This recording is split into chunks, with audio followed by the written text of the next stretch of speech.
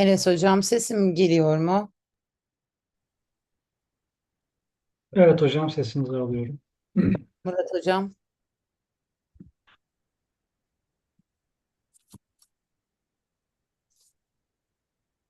Enes hocam sesim geliyor mu? Evet hocam benim Enes sesim hocam geliyor mu? sesim geliyor mu? Evet hocam Evet hocam. YouTube yayından yan kaldım hocam kusura bakmayın.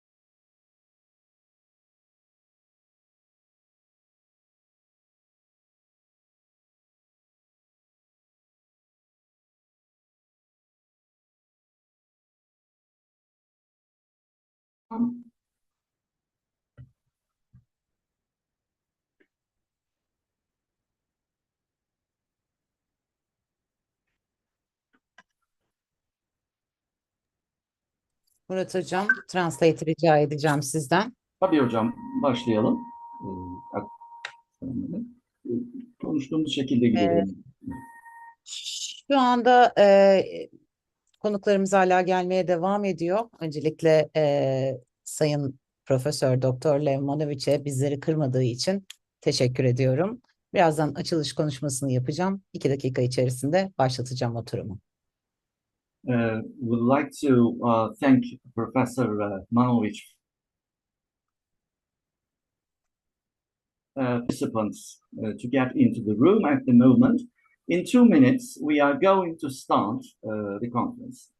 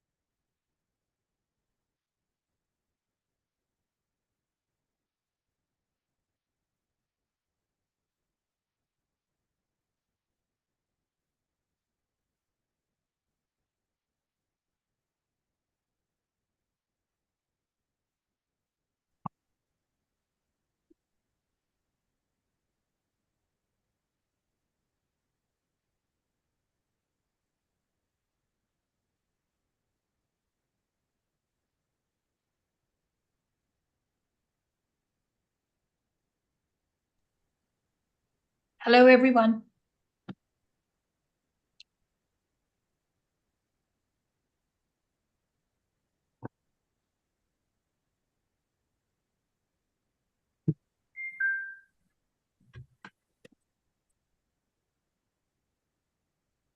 Hi, good afternoon.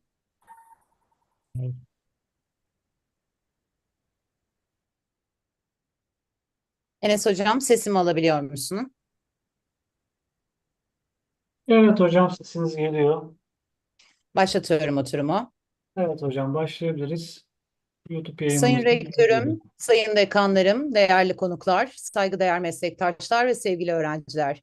Hepiniz 1. Uluslararası İletişim, Teknoloji, Sanat ve Tasarım Kongresi'ne yeniden hoş geldiniz. Kongremizin ilk günü böylesine saygın bir katılımcı topluluğuyla başlamaktan büyük bir onur ve gurur duyuyoruz. Dear Rector, dear Deans, distinguished guests, distinguished colleagues, and dear students, welcome once again to the first International Congress on Communication, Technology, Art and Design. It's a great honor and pleasure to start the first day of our Congress with such an esteemed group of participants. Kongremiz boyunca tüm oturumların kayıt altına alınacağını öncelikle belirtmek isterim. Yayınımız ayrıca YouTube kanalımız üzerinden de canlı yayın ile sürecektir. I would like to emphasize that all sessions will be recorded throughout the Congress. Our broadcast will also be sent out live on our YouTube channel. Bugün burada dijital kültürün ve medya teorisinin öncü isimlerinden birine Profesör Doktor Lev Manovich'i ağırlamaktan büyük gurur duyuyoruz. Today we are very proud to welcome one of the pioneers of digital culture and media theory, Professor Dr. Lev Manovich. Profesör Doktor Lev Manovich, dijital sanatın ve yeni medya teorisinin önde gelen isimlerinden biri olarak hem akademik dünyada hem de sanat camiasında derin izler bırakmış bir isimdir. Kendisinin çalışmaları dijital çağın dinamiklerini anlamamıza ve yorumlamamıza yardımcı olmuştur. Professor Dr. Lev Manovich is one of the leading figures of digital art and new media theory, who has created a substantial impact both in the academic world and in the art community. His works have helped us understand and interpret the dynamics of the digital age. Profesör Doktor Lev Manovich bir sanatçı, yazar ve dijital kültür kuramcısıdır. Kendisi New York Şehir Üniversitesi Graduate Center'da seçkin profesör olarak görev yapmaktadır. Professor Manovich is an artist, an author, and a theorist of digital culture. He's a distinguished professor at the Graduate Center of the City University of New York. Manovich, 4 yeni araştırma alanının oluşturulmasında kilit rol oynamıştır. Yeni medya çalışmaları, yazılım çalışmaları, kültürel analitik ve yapay zeka estetiği. Manovich'in güncel araştırmaları, üretken medya, yapay zeka kültürü, dijital sanat ve medya teorisine odaklanmaktadır. He played a key role in creating 4 new research fields: new media studies, software studies, cultural analytics, and AI aesthetics. His current research focuses on generative media, AI culture, digital art, and media theory. Manovich, büyük görüntü ve video koleksiyonlarının analizi için veri bilimi ve veri görselleştirmeyi öncü şekilde kullanan, 2007-2016 yılları arasında yazılım çalışmaları inisiyatifi olarak adlandırılan Kültürel Analitik Laboratuvarı'nın kurucusu ve direktörüdür. Laboratuvar, Google, New York Halk Kütüphanesi, New York Modern Sanat Müzesi için kültürel veri setlerinin görselleştirilmesini oluşturmak üzere görevlendirilmiştir. Professor Manovich is the founder and the director of the Cultural Analytics Lab called Software Studies Initiative 2007 and 2016, which pioneered the use of data science and data visualization for the analysis of massive collections of images and video, cultural analytics. The lab was commissioned to create visualization of cultural data sets for Google, New York Public Library, and New York's Museum of Modern Art. Manovich'in The Language of New Media adlı eseri, dijital medyanın doğasını ve yapısını anlamak için vazgeçilmez bir kaynak olmuştur. Kendisi aralarında 14 dile çevrilen, eseriyle beraber 15 kitabın yazarı ve editörüdür. Profesör Manovich'in en son akademik kitabı Cultural Analytic 2020 yılında MIT Press tarafından yayınlanmış. Bu eserde yeni medyanın kodları, dijital teknolojilerin sanatsal üretimdeki etkilerini derinlemesine incelemiştir. Professor Manovich's The Language of New Media has been an indispensable source for understanding the nature and structure of digital media. He is also the author and editor of 15 books that have been translated into 14 languages. His latest academic book, Cultural Analytics, was published in 2020 by the MIT Press. In this work, while analyzing the language and codes of new media, he has examined the effects of digital technologies on artistic production in depth. Manovich'in yenilikçi perspektifleri bizlere sadece teknolojinin sanat ve iletişim üzerindeki etkilerini değil, aynı zamanda bu etkileşimlerin toplumsal ve kültürel boyutlarını da kavramamıza olanak tanımıştır. His innovative perspectives have enabled us to understand not only the effects of technology on art and communication, but also the social and cultural dimensions of these interactions. Kongremizin ana temalarından biri olan iletişim, teknoloji, sanat ve tasarımın kesişim noktaları, Manovich'in çalışmalarında sıkça vurguladığı ve derinlemesine incelediği konulardandır. Onun vizyoner bakış açısı bizlere bu alanda yeni ufuklar açarak geleceğe dair ilham verici fikirler sunacaktır. The intersections of communication, technology, art, and design, which is one of the main themes of our Congress, are issues that Professor Manovich frequently emphasized and examined profoundly in his works. His visionary perspective will open new horizons for us in these fields and offer inspiring ideas for the future. Profesör Doktor Lev Manovich'in bugün burada bizimle olmasının kongremize değer katacağına yürekten inanıyorum. Kendisine değerli zamanını ve bilgeliğini bizlerle paylaştığı için teşekkür ederim. We firmly believe that Professor Dr. Lev Manovich's presence here with us today will add value to our Congress. We would like to thank him for sharing his valuable time and wisdom with us. Şimdi sözü daha fazla uzatmadan dijital kültürün bu büyük ustasını aramıza davet ederek hoş geldiniz ve bizi aydınlatmanızı sabırsızlıkla bekliyoruz. Now, without further ado, I'd like to welcome this great master of digital culture, Professor Manovich. Welcome, and it's a pleasure to call upon you at this moment.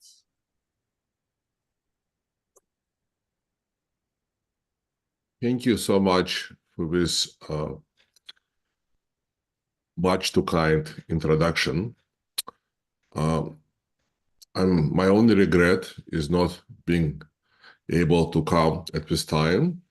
I'm very impressed with how professional and very sophisticated the whole organization is, even though it's just the first edition of your Congress, right? You have, YouTube's streaming, you have hashtags for all the social networks. This is really quite fantastic. Before starting, I want to sincerely apologize. When I agreed to give this talk, which was many months ago, I assumed that we'll be somewhere in Europe.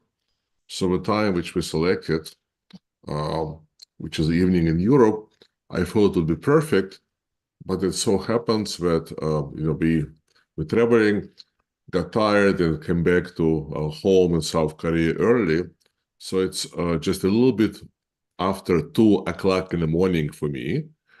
And although, I have even given a talk recently at 3 o'clock, I have to tell you honestly that it may be not my very best talk, but I'll try my best. I was taking naps during the days, hiking, taking showers, and trying to get in shape. Sure. Okay, perfect. Okay. Good.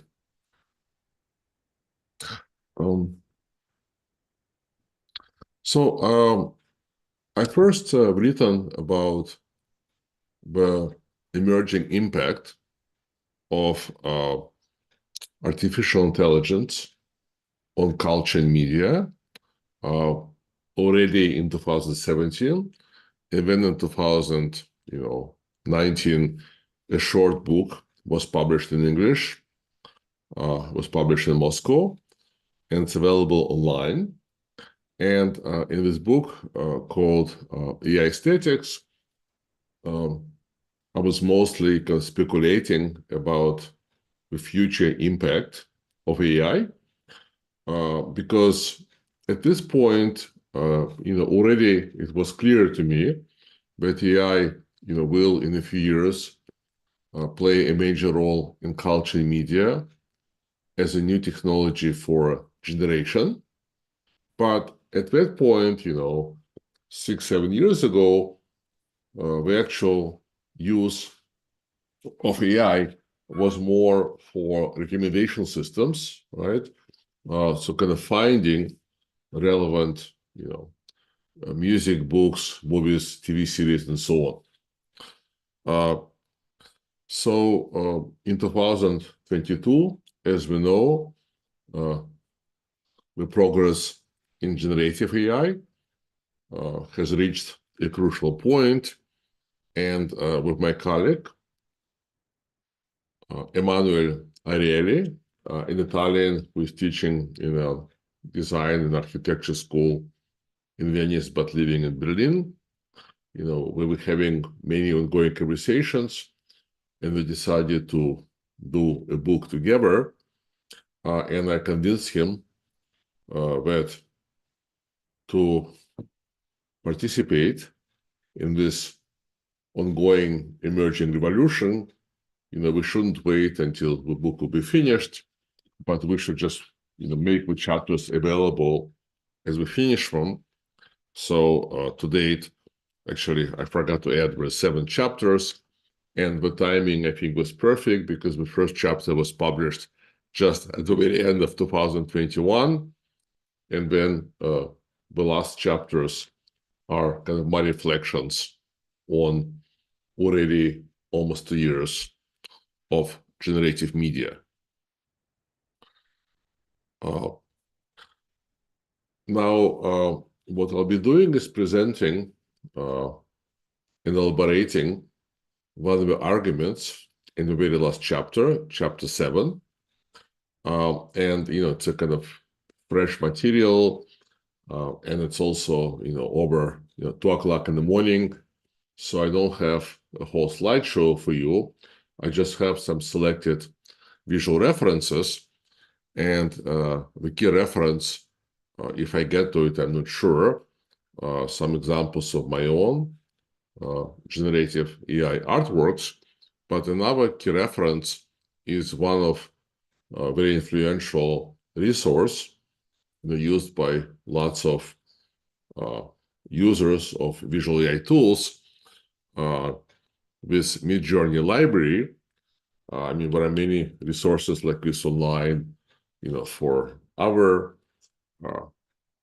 popular AI platforms such as Stable Diffusion, DALL-E 3, and so on. But many people, including me, still think that Midjourney remains, the most sophisticated visual AI tool for still images, and the one which produces superior images, and hopefully I'll be able to explain why in my talk.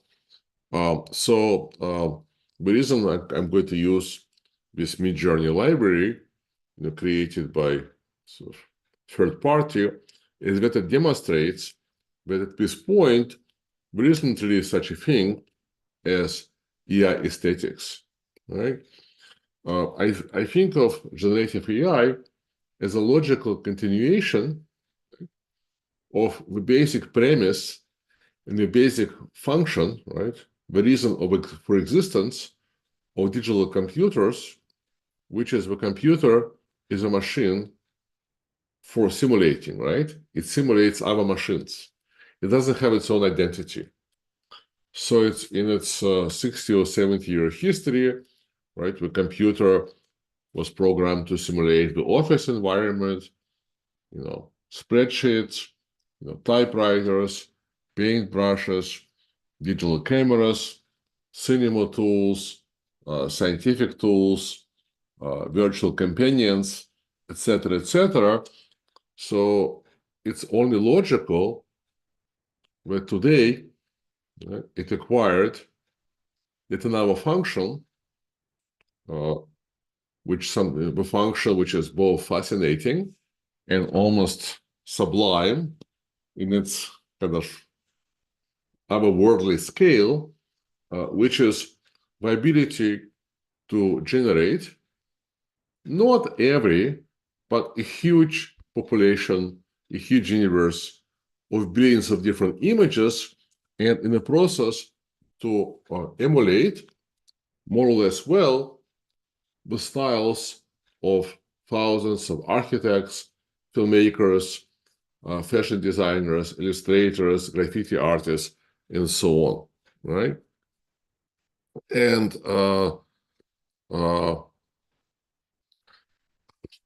this has been the subject of my most recent Facebook post, where I claimed, right, that there is no such thing as AI aesthetics, because I think for many people unfamiliar with visual AI tools, we see lots of images, produced by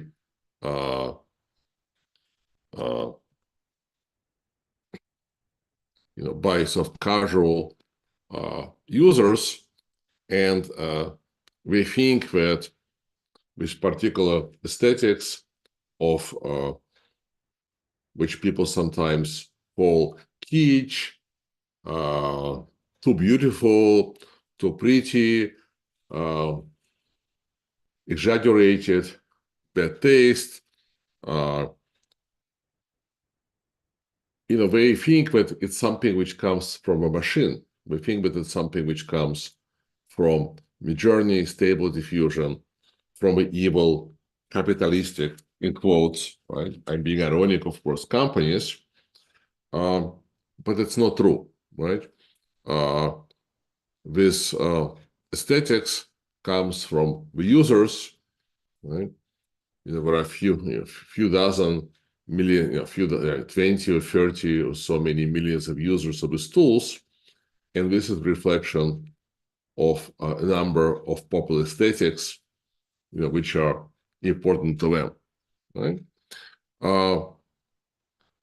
As the Midjourney library, demonstrates, the tools themselves are capable of a much greater variety, right? And they can simulate everything from, all kinds of textures, all kinds of textures, 2D and 3D. Right? Here, we documented, 378 artistic techniques, starting with 3D models and advertising portrait and going on and on and on to a variety of others, right? Here is, for example, references to even different architectural styles, right? Here are different designers, right? Different designers, illustrators, printmakers, photographers, and so on. And this is, of course, not the exhaustive list. In fact, the tools are even more powerful and, let's say, sublime than that. In the latest version of Midjourney, version 6, you can take any image or combination of images and use them as a style reference using sref parameter, and the neural network will miraculously extract the style from its images, separating them from a content, something which culture theorists and humanities people have been trying to do for centuries, right? we still don't have a perfect definition of style, right? And the debates about what is a style, are very important to literary theory, film studies, game studies, and art history. So we don't quite know how to define style and how to separate, style from content or formal content. But somehow the neural network is not providing us with definition, but practically it's able to do it. So you can take, any image, extract its style, extract its visual DNA, and apply it to, your own generation. So in my own artistic experiments,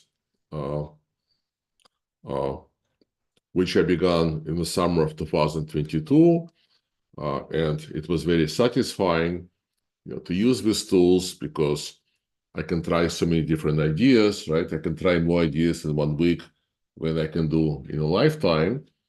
So it's like having, hundreds of very capable assistants in your studio. I've been exploring, right, the fact that there is no such thing as AI aesthetics, right? So I created a number of different image series. Some of them are driven by concept, and others, are driven by purely visual idea, the desire to create a particular mood, particular, kind of space, particular feeling, and so on. Now, when I say that there is no such thing as AI aesthetics, yes, but there is a footnote to be made, right? Despite, this practically endless variety, right, the size of this visual universe covered by tools like Midjourney, if you are a kind of professional artist with extensive visual training.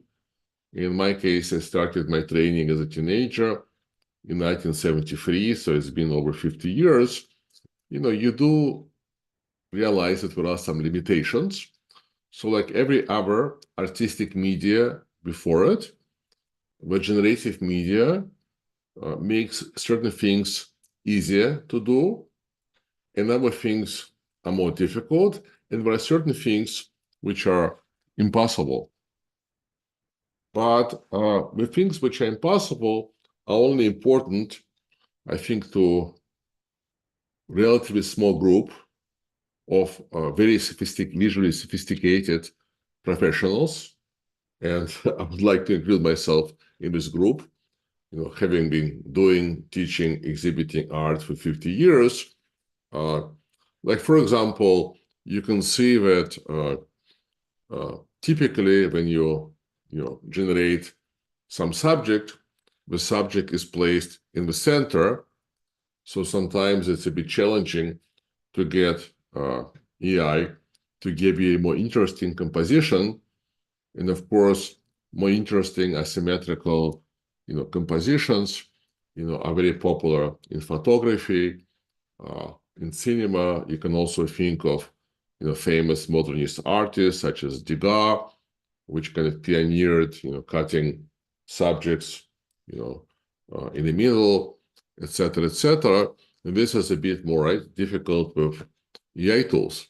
So there are a number of other limitations, but for me, as an artist, these limitations are only the source of inspiration, right? And as opposed to something which prevents me, from doing interesting things.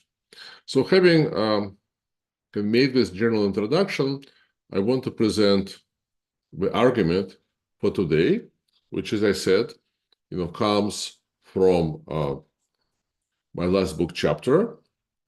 And so the title of the talk is Compression/Generation, Averages in Details in Art and AI.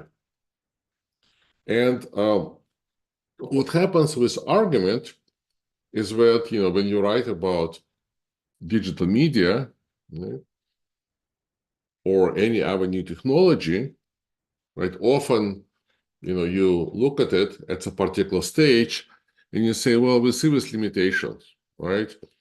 So let's say there's a bias or there's something else. And then everybody kind of starts writing about it. But by the time, articles and books are published, this limitation of this bias disappears. So the argument which I'll present, it is still relevant to, I think, many AI models.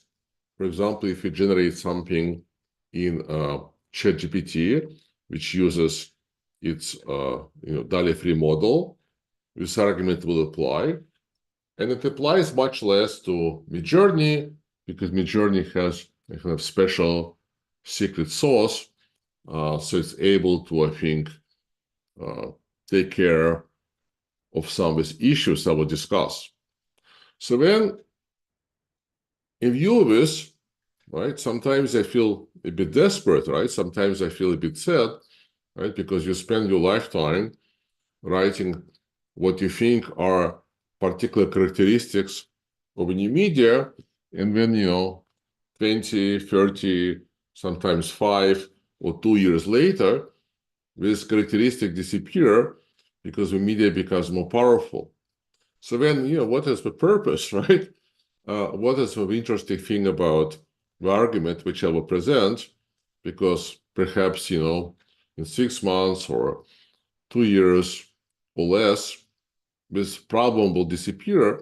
So I think what actually most interesting and most valuable about looking at what you take, sometimes misleadingly, as limitations, affordances, characteristics of new media, is that they give you a new perspective to look at the historical art, to look at the history, visual art, architecture, design, crafts, cinema, and so on. They provide you with new vocabulary and new lens. So the argument which I will present briefly, right, may not be relevant to describing generative AI in a year or two, but the perspective in this argument perhaps will remain relevant as a slightly different and perhaps new way to notice something in the history of human arts which we didn't notice before. And I think this is why people still use language of new media, which was written 25 years ago in lots of classes. At least this is why I would use it, because what's, I think, important or interesting about my book, The Language of New Media, was not only that it provided with, let's say, systematic look at new media, but it used the categories of new media, the interface, navigable space, the ideas of automation, modularity, and so on, as a lens to talk about Vertev and Einstein and Raphael and Giotto in history of theater, right? To use these categories to look back.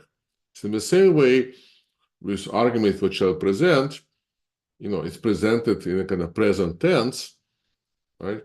As the argument about, or a question, right, about potentially a kind of a deep-seated issue in generative AI. But I think perhaps what's really interesting, what would be interesting about this argument in the future is that perhaps, it's like a different lens to look at the past.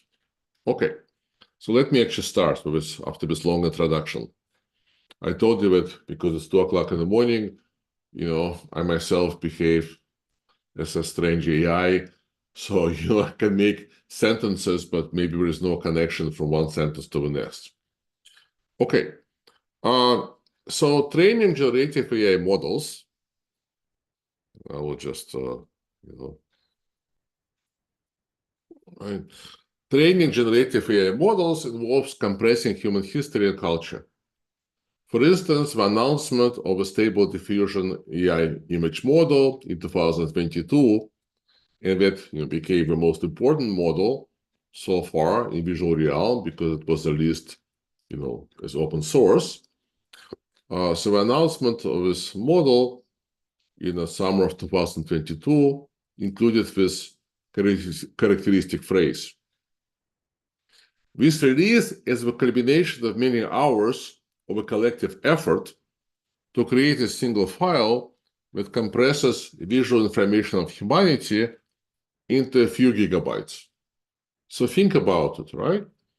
Compressing, what they perhaps took over a year, right? Somewhat arrogantly, but also, as somebody who also work in the company, my best students work in the company, I have admiration for hard work which goes into this work. Very excited, so I understand that, right? Culmination many hours, of collective effort to create a single file that compresses the visual information of humanity into a few gigabytes. Now, human arts also involve compression of experience, memory, invisible reality. But what are the key differences with AI compression? And what are the consequences for the aesthetics of generative media?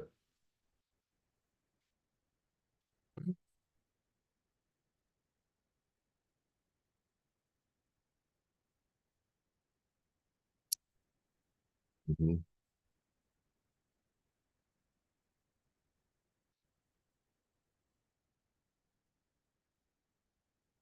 And how does the notions of compression and unique details central to generative AI use at the moment, right? How does this dialectic of compression and the challenge of keeping details and the unique sort of infrequent data in this process, how does this dialectic can help us to look at the history of art in new ways? So let me a bit unpack this argument. Both human and machine cognition rely on compression. We perceive and understand the world through categories and types.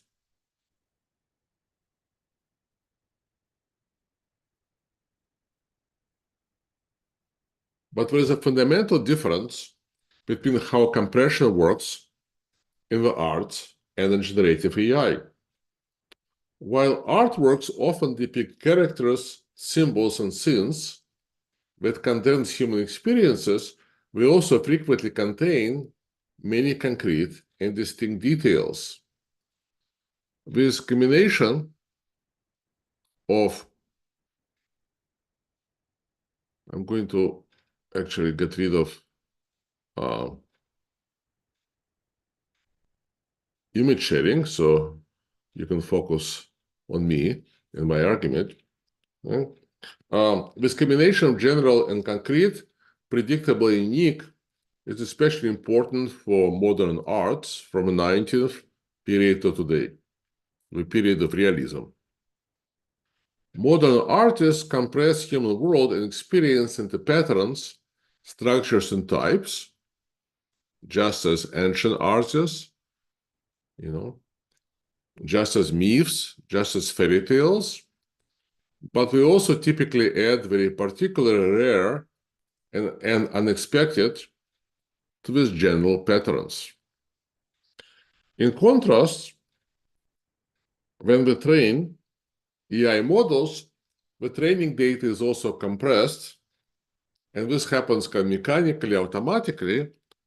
In this process of compression, the particular and the unique are omitted. Right? By definition, extracting patterns from a data in machine learning involves eliminating outliers and many unique details and only selecting most frequently appearing associations, characteristics, and structures. Now, this kind of compression is a fundamental characteristic of generative AI. Right? The machine can only learn patterns right? If it omits particular details and can substitutes with details by the typical, by the trends, right? What is the pattern, right? By definition, a pattern is a kind of trend, right? Something which is common to lots of data points. So once you learn the pattern, you can kind of throw away the data points themselves.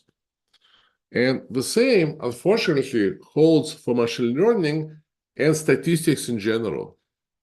In fact, during my cultural analytics phase, right, from 2007 to about 2020, when I was working with dozens of cultural data sets, and I kind of taught myself statistics and machine learning from scratch and became a professor without ever taking a single class in computer science, right? I just taught myself, using online tutorials, and I became professor in a PhD program in computer science in New York. And I was very excited about the possibility of understanding cultural patterns using big data. But eventually, I realized that this is the Achilles heel of statistics and data science. But the majority of statistical and data science and machine learning tools are designed to look for patterns, right?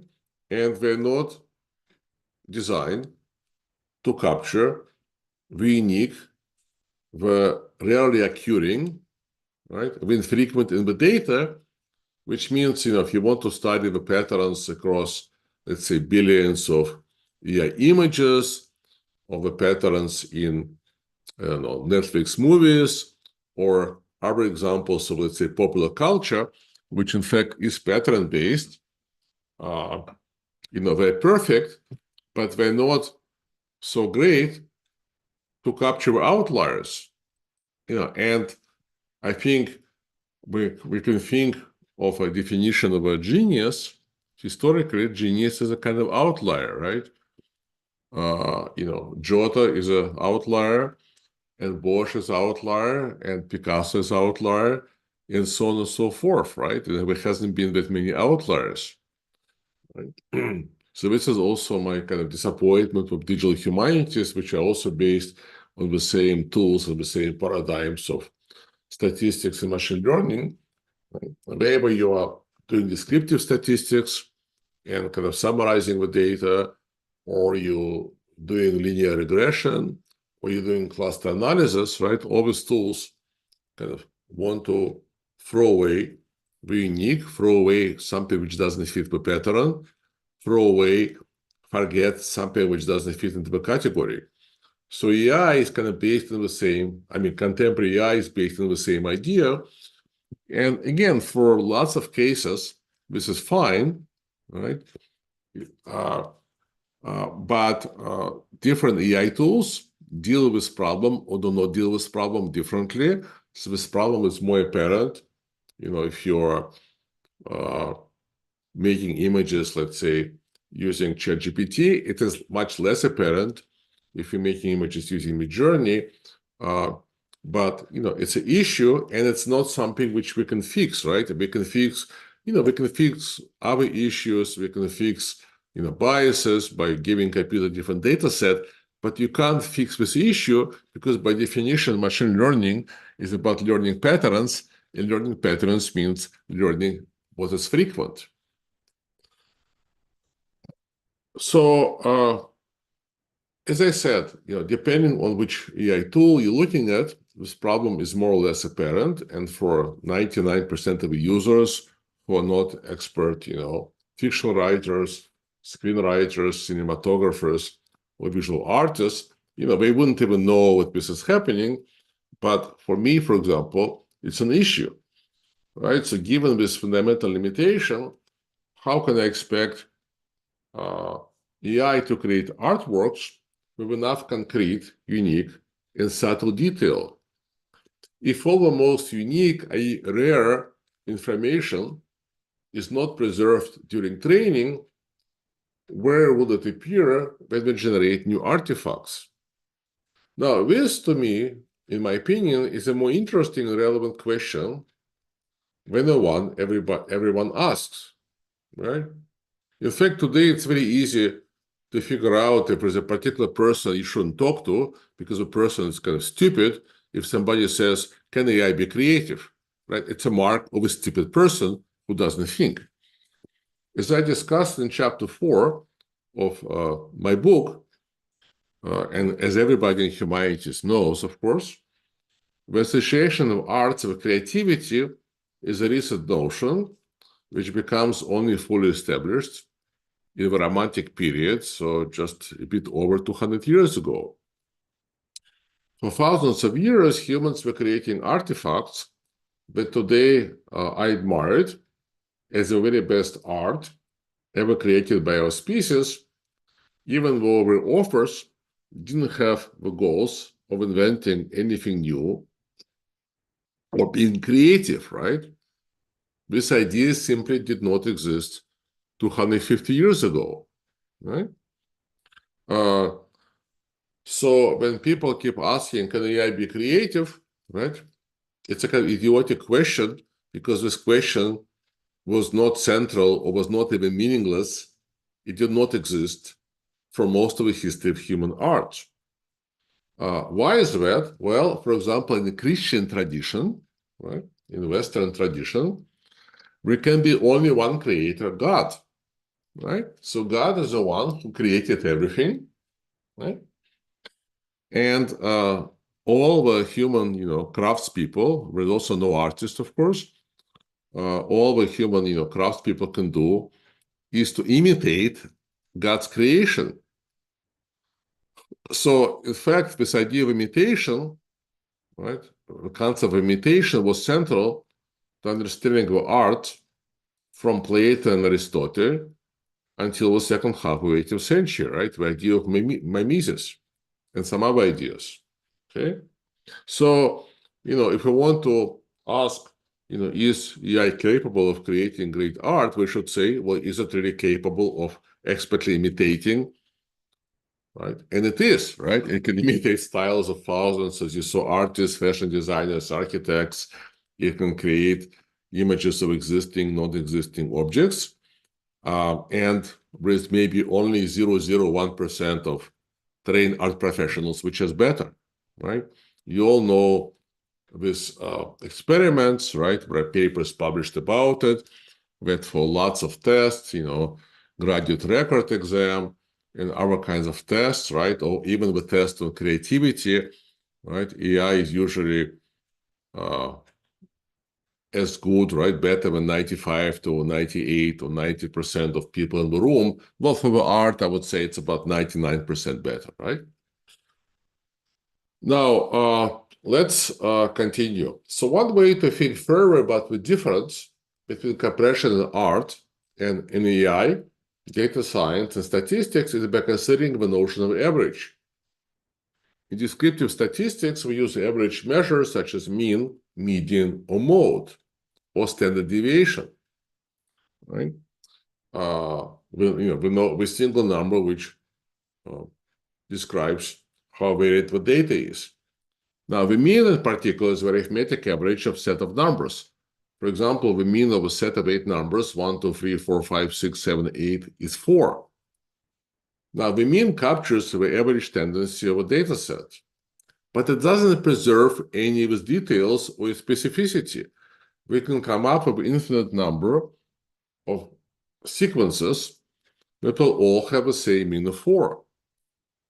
And in fact, in the middle of the 19th century, when measures such as mean and other ideas of descriptive statistics started to become popular, there were big philosophical debates about the meaningful, is it meaningful to use these measures? Because people said if you have a kind of normal distribution, right, if you have a Gaussian distribution, then the average, a single number, accurately captures, the middle of a distribution where most numbers are. But let's say if you have a distribution, like a binomial or flat distribution, it's a meaningless thing. Okay?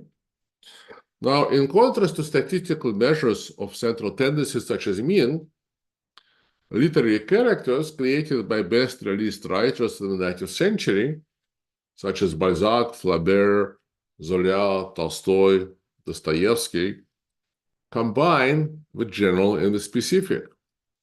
They are not statistical abstractions of social classes or types of people, retaining only the features which are common to all people of this or that type. Like, this person is hardworking and optimistic, this person tends to dream but not act. No, they are presented as real, concrete, and unique individuals, right? So if you look at kind of like, let's say, realistic art, maybe it is best literature of the 19th century, or let's say social realism of 20th century, or with images of heroic workers and so on, right? They're kind of different, let's say, from more compressed, so to speak, right? From more archetypical, less individualistic images of, let's say, many ancient civilizations, which didn't really have a notion of individual portraiture. Let's say ancient Egypt, like, you may have some worker with muscles, right, which represents the labor and proletariat, in some painting from 1920s to 1930s, but it's also a concrete worker, right? And the same holds for, in fact, ancient Greece, right? So ancient Greece was a kind of somewhat, right? Not only, but was more or less perhaps unique period among ancient arts, because with this interest towards individual, and of course with a system of proportions, right? There are proportions which you're supposed to follow, which make perfect body or perfect face, but we don't completely over-determine how a body or how a face will look, right? So when you look at the ancient Greek sculptures, famous sculptures which remain as kind of Roman copies, each god, right, each character, each sculpture is unique, right? Aphrodite is different from Venera, and so on, even though we may all share the ideal proportions. So to come back to the 19th century, and I think this is, again, I'm not like really big, I'm not a full expert on literary history, but my understanding is that one of the innovations, right, of this 19th century fiction, what the characters are presented as real, concrete, unique individuals. So Balzac, who today is recognized as the pioneer of realism movement, in fact, was explicit about the importance of concrete details. He wrote, "The author firmly believes that detail alone will determine the merit of the works." Now, Balzac meticulously researched the places depicted in his novels, traveling to remote locations and comparing notes from multiple visits. In some of his novels, intricate details about locations can sometimes take up to 20 pages. And while his characters represent a distinct set of social types, he also depicted a particular individual, kind of striking a balance between individual uniqueness and portrayal of a type. Okay, I will skip this. Okay, so I think that, as I said, right, maybe the more interesting or more useful part of my argument is not that it's kind of critique of generative AI, because the smart research labs such as Midjourney are able to kind of figure out how to go around it, and we can see how each version of ChatGPT is better and better. And if you give it very detailed prompts, you can get very detailed results. But in general, it is interesting to speculate about the fundamental difference in how compression works in machine learning. The machine learning, right, is a foundation of AI, and in art. And I think perhaps it gives us somewhat different new lens for which to think about certain aspects of art and humanity. So I think one of the differences is that the arts develop and practice many different ways to compress phenomena. right? There is not one formula for summarization that fits arts made in all times, cultures, and styles. So if we look, for example, at the sculptures, tiles, reliefs, seals of paintings from Sumer, Babylon, Assyria, and other ancient civilizations, right? The details of bodies and faces appear schematized, or to use our terms, are compressed. But the techniques of such compression vary enormously. The outlines of bodies, the proportions of body parts, the features of faces, the shapes of clothes are represented in a variety of ways. What details are kept and what is simplified, how the simplification is carried out, what is preserved realistically, and what is exaggerated can change from culture to culture. So I'll kind of drive towards, summary conclusion. To summarize this discussion, we can say that while both human mimetic arts and statistics, data science, and AI use compression, for arts, it's only an option and not a requirement. Moreover, an artwork can have both general patterns and concrete details, right? Right? So, for example, the way a painter may represent a tree, right? You may have outline of a tree, you may have general shape of a tree, but you can also even go and paint few concrete leaves, right? So you can kind of compress to get the scheme of a tree, but you can still keep and then add particular details. And this is not something which machine learning can do. Let's say when you substitute a bunch of points by the kind of line which goes through these points, right? So perhaps we need to reinvent machine learning and statistics, right? Perhaps we need to invent a new kind of type of data science, but that's, of course, way beyond my possibilities. Now, this doesn't mean that in practice, generative AI tools are always inferior to very accomplished human creators, right? So again, right, to go back to the examples, let's see here, to go back to examples, right? Okay, right, this, especially to, somebody who is not a professional photographer, right, looks completely fantastic, and it seems like there is enough individualism, partly because you're basically asking to represent a kind of frequently occurring compositions and themes, but it becomes more apparent with the fact that AI hasn't learned, doesn't have a repertoire of details when they ask it to generate something strange and something it hasn't seen before, right? But again, to most of the users, right, they wouldn't even know that there is a problem.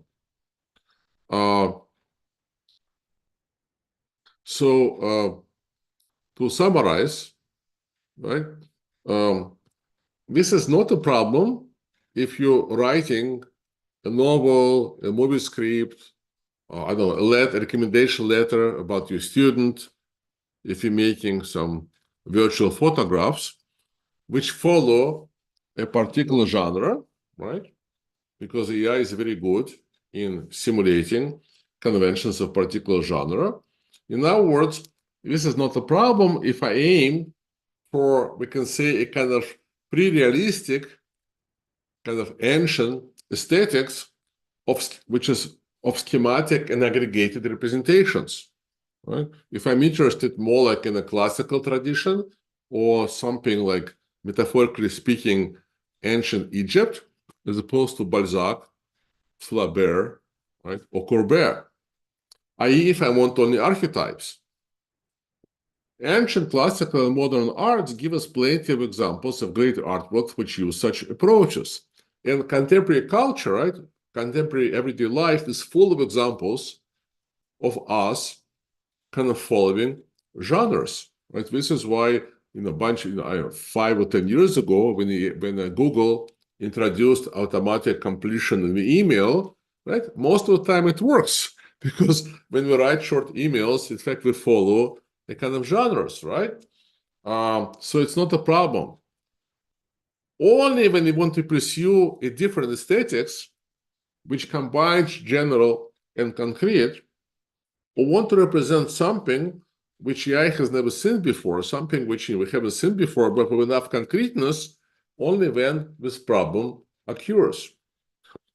Only when you want high degree of individualization, such as faces and one-act paintings, descriptions of feelings, thoughts, peoples, and places in Proust.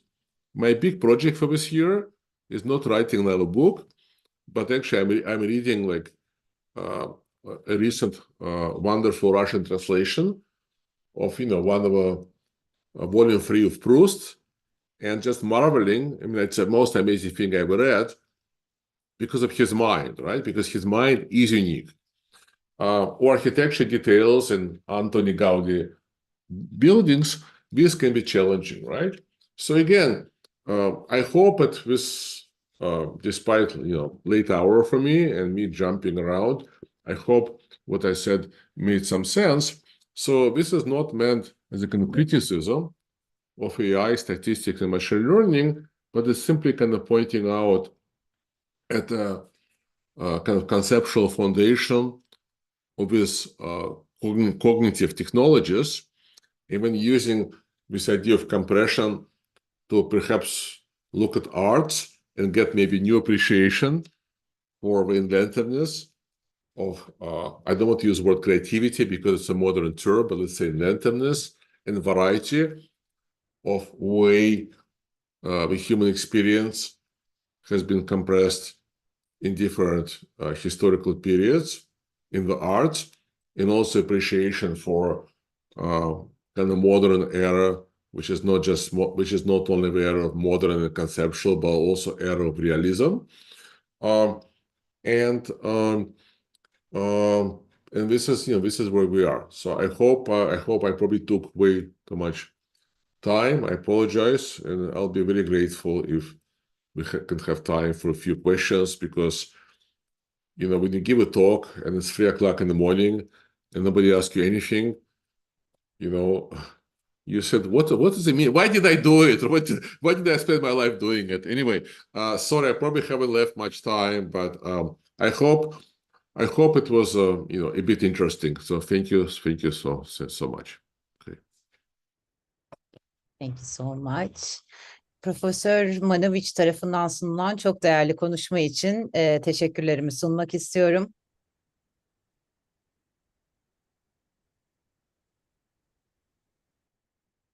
Sesiniz gelmiyor hocam.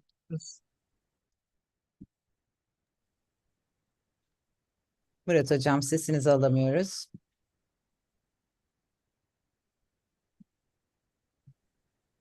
Tamam. Şimdi, evet, we can sincerely say, without any attempt of flattery, that we have just listened to one of the most constructive and thoughtful speeches on a subject of major interest. We would like to thank you very much, Professor. Çok teşekkür ediyoruz kıymetli hocalarım, sizler de katılım gösterdiğiniz için. Kongremizin Keynote Speaker'ı Sayın Profesör Doktor Lev Manovich sayesinde çok kıymetli bilgiler edindik. Her birinize çok teşekkür ediyorum. İyi akşamlar diliyorum. Türkiye'den herkese çok çok selamlar. We wish you a good evening or morning, because it's late there. And we send our best wishes to you, Professor. İyi akşamlar. Good evening. Any questions? No? Do we have time? Oh, sorry. I see 2 arms. Yes, I was asking okay. if we can have like at least 5 Okay. minutes, and I will try to be brief. Kendisini çok yormak istemedim. O yüzden soru almadım. Ama soru sormak isteyen katılımcılarımız varsa, kıymetli zamanında ayırırsa Sayın Profesör, söz alarak sorularını sorabilir katılımcılarımız. Orhan hocamızın bir şeyi var. Orhan hocamızla başlayabiliriz. Orhan Faik hocamızla. Murat hocam. Buyurun Orhan Hocam. Öncelikle Murat Hocam tercüme edecek miydiniz yoksa bekleyeyim mi? Siz söyleyebilirsiniz veya edebilirim hocam isterseniz. Yok hocam sorun değil. Добрый вечер, добрый день, Lev Manovich, Oh, господин. спасибо. Uh, Good days for you and good nights for us. I have a question for you because it's interesting for us. What are you thinking about for media changing?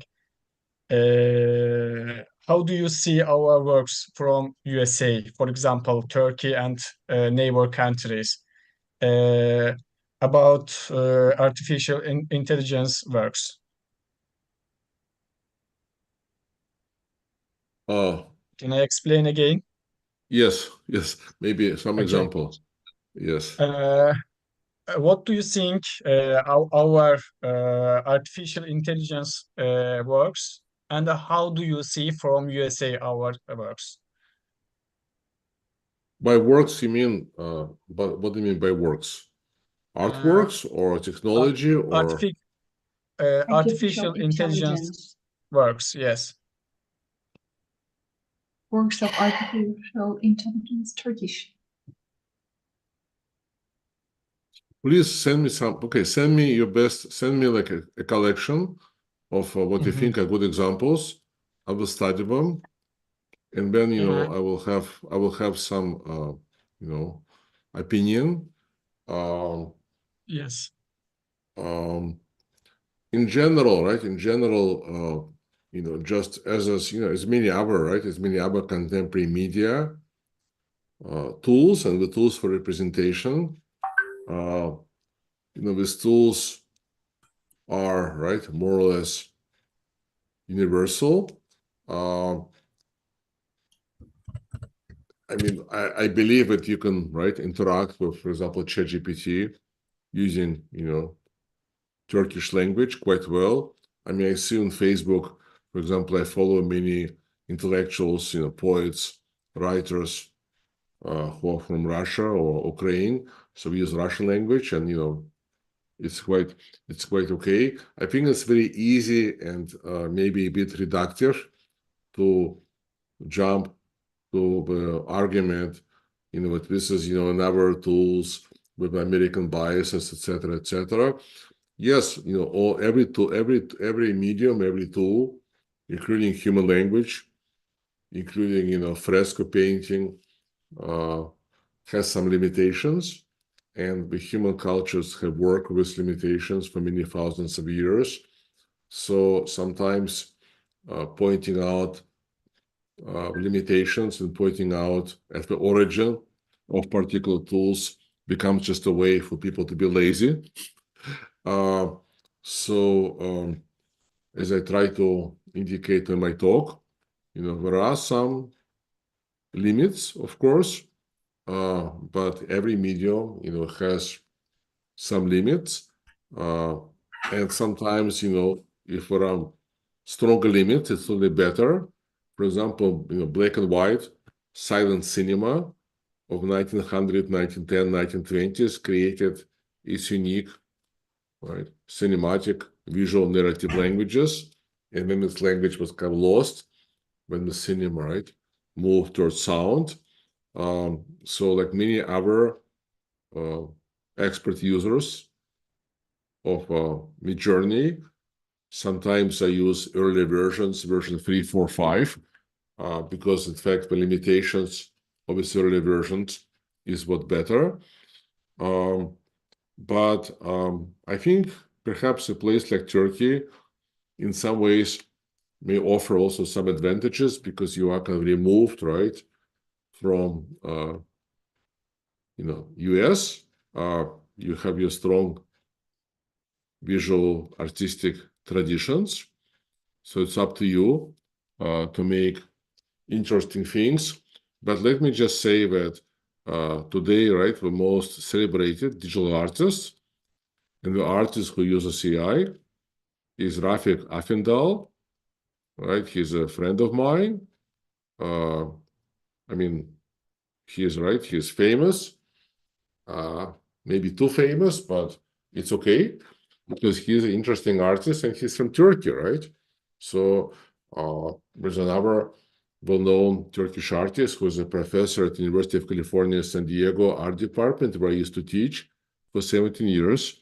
So there are some wonderful examples of people from Turkey who make, you know, some big careers.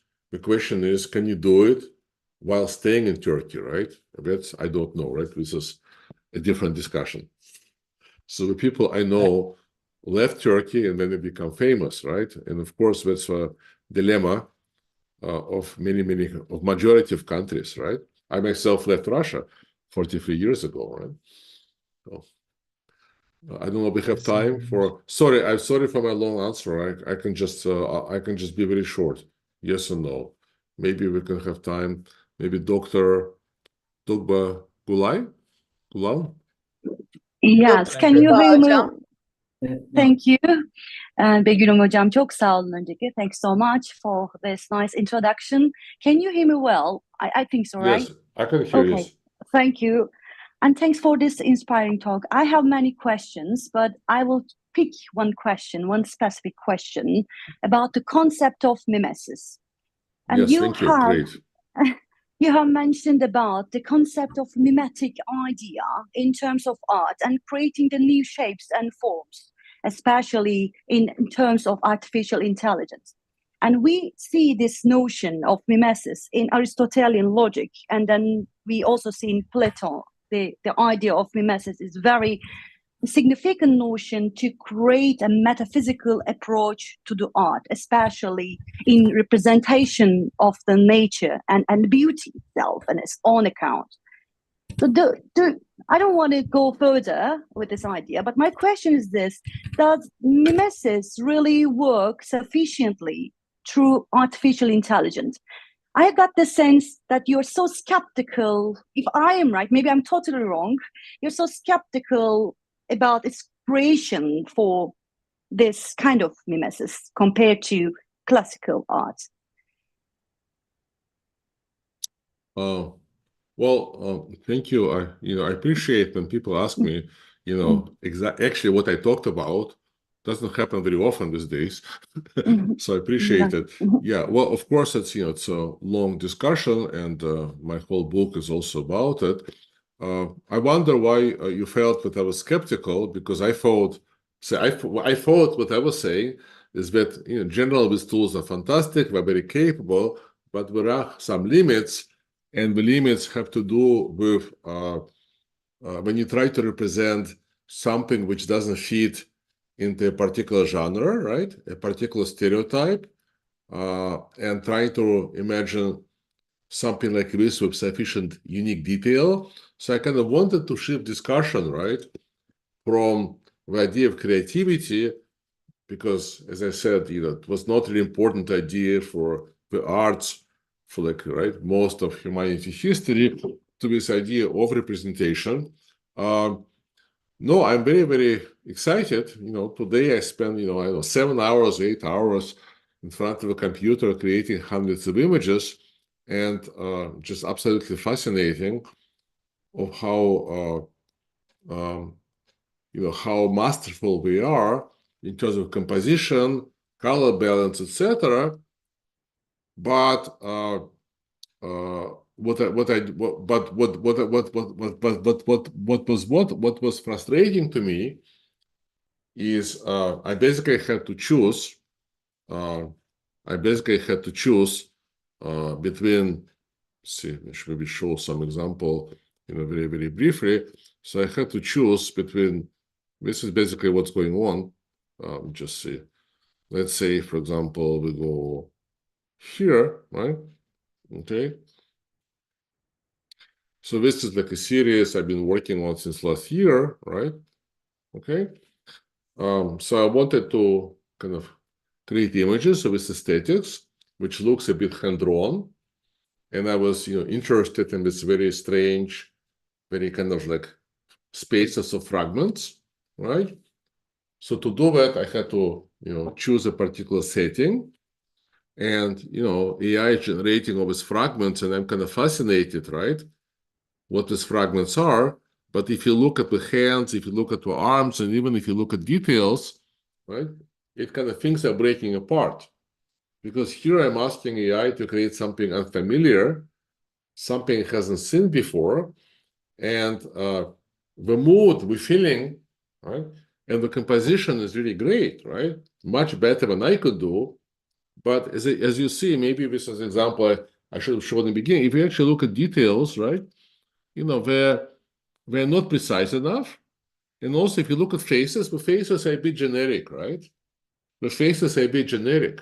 So it can generate these generic, beautiful, stereotypical faces, but when it tries to represent something else, which I'm on purpose asking it to make something unclear, it doesn't know how to do it, right? Same thing as here, right? So we can see how, because for example, these kind of beautiful faces appear much more frequently in its training data, right? The faces are perfect, but let's say, the hands, for example, are breaking up, right? And this is very different, right, from examples of this aesthetics, which you see here, because here we go for this kind of photograph, right? Classical photography representation, right? But, right, and this is perfect because it has seen lots of faces. But if you look at this image, like this is already not perfect, right? Like there's something generic about the shadow. There's something generic about the wall. Wall doesn't have enough detail. So once you kind of go away from being in the genre, right? Being in the template, kind of things break down. And again, maybe you can't even see it over the screen, right? But I see it. So if you want to do something like this, which is, maybe the image which appears millions of times in modern visual culture, that's fine, right? And it obviously knows how to render eyelashes. But here we have something a bit, right, less frequent, and suddenly the details are more generic, right? And this is a kind of problem, right? But again, it's a kind of subtle argument, so it's a bit difficult to perhaps make. So I tried my best. Maybe I didn't find the best way to explain, right? But anyway, if you're using ChatGPT and you're writing like a recommendation letter for your student, and when you realize like it's a great letter, but it can fit millions of students because it didn't say anything specific about your particular student, then I think you know exactly what I'm talking about. So I don't know, we have time for any more questions or? Ufuk hocam, mikrofonunuzu açabilirsiniz hocam. Hocam çok teşekkür ederim. Ayrıca da böyle bir organizasyon sağladığınız için size bir teşekkür gerçekten. Tüm iletişim camiası olarak çok teşekkür ederim. Manovich Hoca'ya bir sorum vardı. Çok fazla zamanınızı almayacak. Buyurun hocam. So thank you very much for your beautiful presentation. I don't know if you can hear me. I can hear. Evet, duyuyoruz. Okay. I'm a long follower, Facebook follower of you for many years, and of course, I have known your new media, language of new media by heart for many years, and I know that you have little time, and I have a very short question. Okay. Yes, if we take AI as a personality, as an artist, how can we differentiate, or would you propose us a measure to differentiate a smart AI artist and a genius AI artist? For instance, like Salieri and Mozart. Yeah. Well, the question is, it's a legitimate question, right? But what I want to ask is that why we have to set the bar so high, right? Okay, so Mozart, right, versus Salieri. But how many Mozarts there has been in the history of human culture, right? 5, 10. How many Mozarts are there today? I don't know anybody, right? maybe Anselm Kiefer, right? So yeah, so AI is not as good as Mozart, but it's definitely as good as Salieri. So why is it right? Why is it not good enough, right? Why is it not good enough? And the question, and why do we need it to be Mozart, right? Why do we need to? Because if AI is a Mozart, then I think it becomes very depressing thing, right? Because when there is nothing else to do, right? So why once AI become perfect, and it may become Mozart, tomorrow or 6 months from now, then I'm going to basically feel very depressed because I would feel that my whole life was wasted. I didn't have to write the language from media. I just had to wait 25 years for AI to do it, right? I didn't have to, just as I feel, why did I have to spend years of my life sending faxes? Remember faxes, right? So, why do we want it to be Mozart, right? So that's a question, right? What I can tell you is that we're kind of students, like my university, I'm professor in New York. We live in Korea. I teach on Zoom for the last 4 years. I haven't encountered any student in years who I want to work with, right? Because my university is not very good. I would be so happy to have at least one ChatGPT in my class, right? So to have a really interesting discussion. I can also tell you that, like, I share my works on social media, right? For 2 years. I had 2 big personal exhibitions in the winter.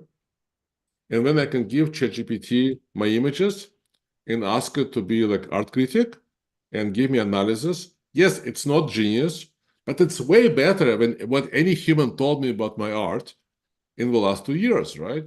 So I think it's already, very, very good, because maybe there are, a few dozen art critics who are better, but they're not available, right? We're not going to write about me. Why we have to, so I think I kind of actually want to celebrate, and I think especially think about a very positive role digital technology, internet, and now AI plays for, let's say, obviously Turkey is not a developing country, right? It's a developed country, but for countries which are not as wealthy as US, for countries where English is not the first language, think about all the advantages it gives to the students, all the advantages it gives to also like academics, right? And writers, because it helps you. It helps me. Everything I write in the last 2 years, I don't use ChatGPT, but I use a paraphrasing AI tool, Quillbot, right? Because English is not my first language. So yes, it's not Mozart, but why do we want Mozart, and why would you expect to be Mozart, right? So that's my answer. Maybe we're done with Homo sapiens. No, it can't be. If you ever read on a computer program, it can be Sapiens, right? But anyway, yeah, But I want to tell you one thing. Looking at my career, so to speak, and looking at my students, humans are not getting any smarter, right? We have many more people today with PhDs, and I think much fewer people who can think independently, right? The rise of anti-Semitism around the world, the fact that people take Hamas, right, with always highly educated people, right, are for Hamas, are for terrorists, shows you that the world is not getting smarter. AI is getting smarter or more capable every day. So it's not Mozart, but it's way smarter than most academics, right? Who enjoy, for example, capitalism, who enjoy everything capitalism gives them, and yet like to critique capitalism. AI is smarter than that, right? So I would rather be with AI. So You're right. It was a pleasure. Thank you. Mhm. Teşekkür ederiz Ufuk Hocam. Şuhay Hocam, Buyurunuz. Thank you, Begim Hocam. Thank you. Hello, Mr. Manovich. It's an honor for me to meet you online, even though, in person, but online.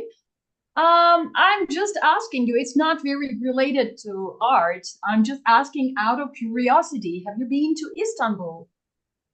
Yes, of course. I've been, Okay. maybe 3 times. Yeah. Oh yeah. Okay. There is a very distinguished art and culture fair in Istanbul in October, and it's called Contemporary Istanbul. And lots of artists and art galleries get together in Istanbul to display their works of art. We'd like to see you there this year, and in the 19th edition on the 23rd of October. I'm one of the fans of the fair. We'd like to see you. That's it, what I want to say. Oh, well, thank you so much. When you said it's you said it's a third week in October. Yeah, it's on the 23rd of October. It's the 19th edition of Contemporary Istanbul. I'd like to see you. We'd like to see you there so that we can chat more. I see. Okay. You should arrange a visit. Okay. Yes. Well, thank you so much. To be honest, these days, I think I may prefer this company of academics. But I'm actually having been in Istanbul maybe for 7 years, and but I've given a few talks in the last few years, and I'm always actually very motivated by the energy and and also people ask questions, I don't know if I can. We have to look at my schedule. I don't know if I can come, at that particular moment, but I will definitely, I was actually invited a few times, to come and talk this year, but didn't make this choice. But I will, try to accept, thank you. next time, and it would be great to meet some of you. And I think maybe the last thing I want to say, I think AI is a wonderful thing because it gives us a challenge, right? We have to be smarter. We have to be more creative in AI, right? Which is very hard because it knows everything, right? It's very systematic, right? And I think it's better when, most students, or it's more capable than most academics, because we humans, we get obsessed with a particular idea and we develop this idea. And AI kind of doesn't have human obsessions, right? So in a way, it's in the best possible world, it's a challenge, right? We have this kind of created this mirror ourselves, right? We created this copy. We're looking into the mirror in a kind of this narcissistic desire, if you go through contemporary art fair, it's, I don't know about you, but to me it's very terrifying, right? After I went to Venice this year, I was really sick. I was sick, right? Because I saw so much idiotism, right? So much stupidity, right? So much primitive thinking. So I had to, took me weeks to recover, right? Again, I'm not talking about all the art fairs, right? So I think AI gives us a great challenge, right? To be better humans. So Sarah Jones wants to ask something, no? Sarah? Yeah, I had a question. If you could elaborate more on what you mean by compression. Like in computers, compression would be like when a computer compresses a file into something. Yes. Like that's exactly what I mean. Yeah, like an MP3 or a JPEG, and then exactly. You understand that like a loss of quality.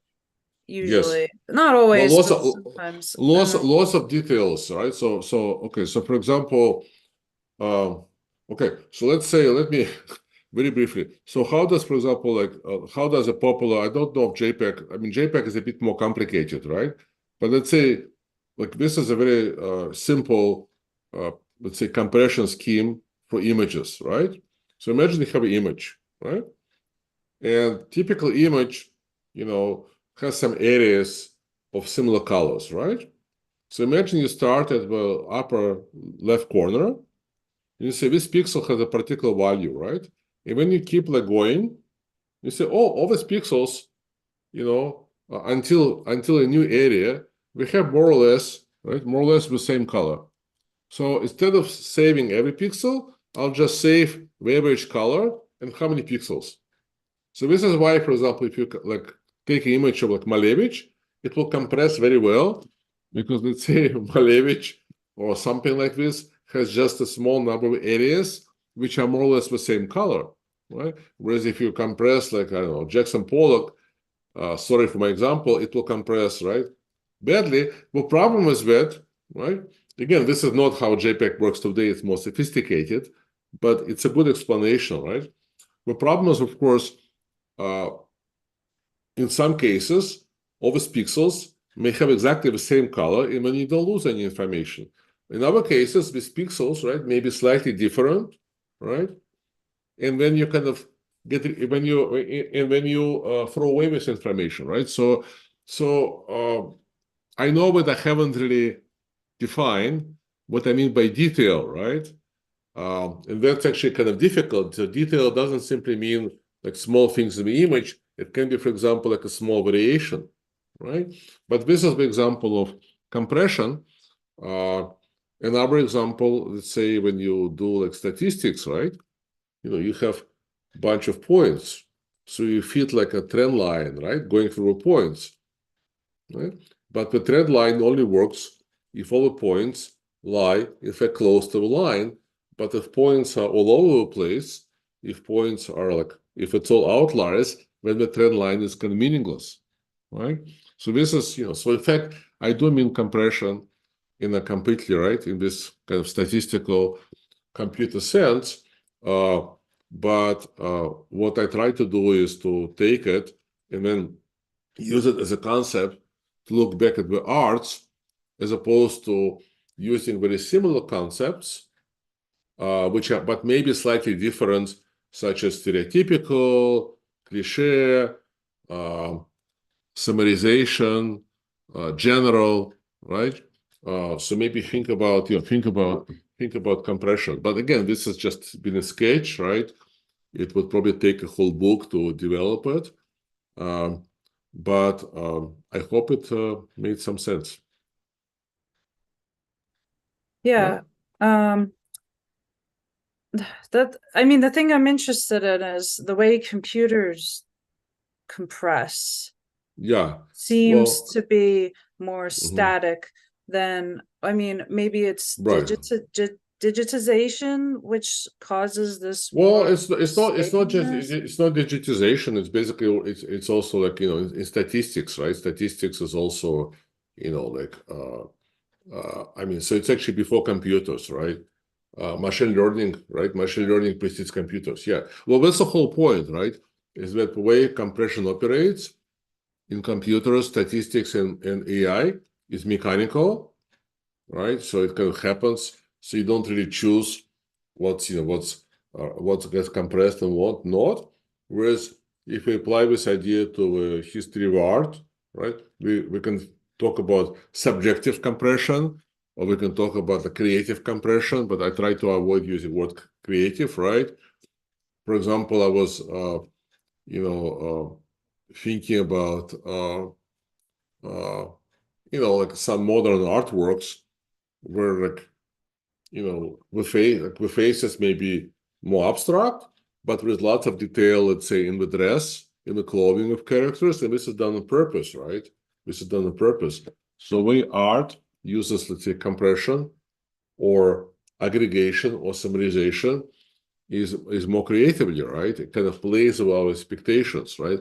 It plays with the fact that in our brain, right, in our cognition, in our vision, we probably have more resources dedicated to processing of like faces, right, and hands, right? So anyway, but I probably should end here because it is 3:30 in the morning. But if thank you for your question. As I said, this what I've read is a part of chapter 7 of my book, which is online, right? So it's at manovich.net. So, in fact, I asked after I already written the chapter, I asked ChatGPT, I said, what do you think about this idea? It says, it's a very good idea.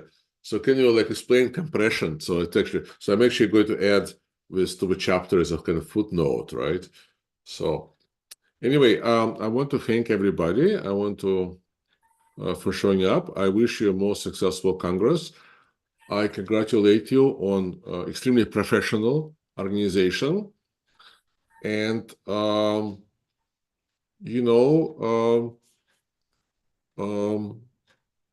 many people are scared by AI. For me, sometimes it's it doesn't make me scared. It just makes me feel a bit sad. It has wasted so much of my energy in my life, like writing recommendation letters for students or doing all this work, which is now, right, ChatGPT can help me with. But in the same time, maybe I was lucky, right? Maybe I was lucky with a leaf of this period before AI, where I really had to think of my ideas myself, so I could be proud of my ideas, right? I didn't have this kind of tools supporting me, right? So I don't know, right? I don't know, but it's an interesting time to be alive. And as I said, the challenge for humans is not just to be educated, but to, there are so many more people today with PhDs and not so many people who still have common sense, as we can see, witnessing some very sad things, such as the rising anti-Semitism around the world, and many other things, right? So we should be ashamed in front of AI, and as educators, as professors, as intellectuals, how can we help our students not to be afraid of complexity, of subtlety, of dialectics, right? How can we help our students not to be seduced by wonderful but very simplifying intellectuals, by people like Harari and Zizek, who are wonderful but who are compressing, and news media, which are trying to compress the real complexity of the messiness of human reality into simple ideas, right? So how to, this is my message, right? How can we help our students, and how we ourselves can accept that the world is complex, the world is nuanced, the world is full of details, and the world can't be reduced to simple ideas, to stereotypes, to cliches, to genres. And teaching our students that the most interesting things in culture are all exceptions, are all outliers, are all unique. So thank you so much. I appreciate being with you. Thank you. Çok teşekkür ederiz. Değerli katılımcılarımız, sizlere de çok teşekkür ederiz. Bu kıymetli konuşmada, bu kıymetli oturumda bizlerle birlikte olduğunuz için her birinize çok saygılar sunuyorum. Teşekkür ediyorum Profesör Lev Manovich'e de. Murat Hocam. Dear participants, would like to thank you as well for taking part in this special session. We also like to thank Professor Manovich profoundly for his being with us. Thank you, sir.